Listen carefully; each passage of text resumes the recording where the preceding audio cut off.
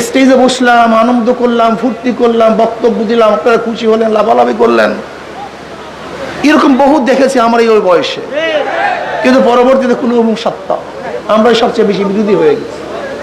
তা আমরা কি পারি না কলবে ঐক্য হতে, ইসলাম হুকুমাত কায়েম করার জন্য ঐক্য হতে, নিজের সমস্ত স্বার্থকে জলাঞ্জলি দিতে, ইসলামের স্বার্থকে প্রাধান্য দিতে, ইসলাম হুকুমাতকে কায়েম করার জন্য কি চেষ্টা করতে পারি না? যদি আসলে ইসলামী হুকুমাত কায়েম করতে চেষ্টাই করি, ঐক্যতাই চাই, তা ছাড় দিতে পারবো না কেন? কেন ছাড় দিতে পারবো না? এই প্রশ্নের জবাব দেন। ইসলামী হুকুমতই চাই, তাহলে আমি কেন ছাড় দিতে পারবো না? আমি এই স্টেজে বললাম, ইসলামী আন্দোলন বাংলাদেশ কোনো ভুল যদি থাকে আপনার ওলামায়ে কেরাম ধরিয়ে দিবেন। যদি মনে করেন এইটা বাদ দিতে হবে, সেইটা বাদ দিতে হবে, সেইটা বাদ দিতে হবে, বাদ দেবো। ঐক্য চাই, স্থায়ী ঐক্য চাই, বুনিয়াদ ও মারসুসের ঐক্য চাই।